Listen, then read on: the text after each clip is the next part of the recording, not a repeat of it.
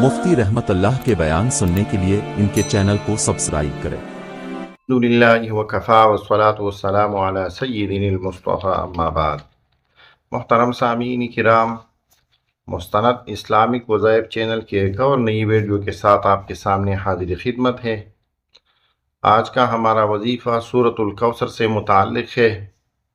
یاد رکھیے، اگر سورۃ الکوثر کا یہ وظیفہ آپ ہفتے میں صرف ایک بار کر دیتے ہو تو یاد رکھیے آپ کی رزق میں برکت ہوگی، کاروبار میں برکت ہوگا، آپ اللہ جل شانہ آپ کو مالدار اور امیر بنا دے گا۔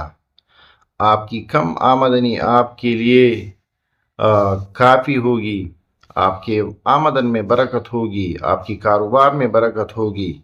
انشاءاللہ تعالی اللہ جل شانہ آپ کے کاروبار میں اتنی ترقی ڈال دے گا کہ آپ اس کا سوچ بھی نہیں سکتے۔ لیکن یاد رکھیے، ان وظائف کے لیے شرط یہ ہے کہ آپ نماز با جماعت اور نمازی فنگانہ کا اہتمام کر لے۔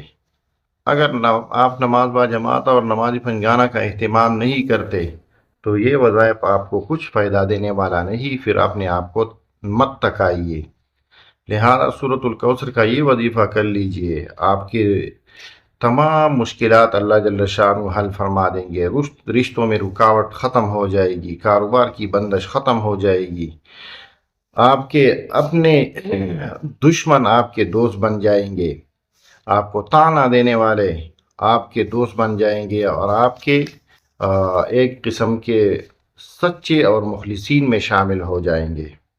وظیفے کا طریقہ کار یہ ہے کہ یہ وظیفہ آپ نے ہفتے میں صرف ایک بار کر لینا ہے، اور اگر آپ ہر روز کر سکتے ہو تو یہ آپ کو بہت زیادہ فائدہ دے سکتا ہے۔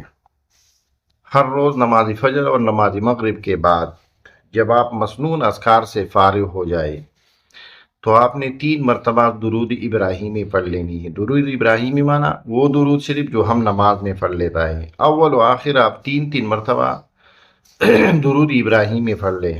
درمیان میں 133 مرتبہ آپ نے سورۃ الکوثر پڑھ لینا ہے۔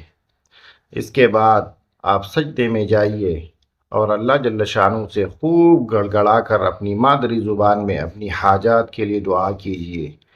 اس کے بعد درود شریف پڑھ لیجیے۔ انشاءاللہ آپ کی تمام مشکلات ختم ہو جائیں گی، آپ کی کاروبار میں برکت ہوگی، آپ کی رزق میں برکت ہوگی، آپ کی آمدن میں برکت ہوگی، رشتوں میں رکاوٹ ختم ہو جائے گی، کاروبار کی بندش ختم ہو جائے گی، آپ کے بچوں کے جو رشتے جس میں رکاوٹیں آ رہی ہے سب کچھ اللہ جل شانہ حل فرما دیں گے۔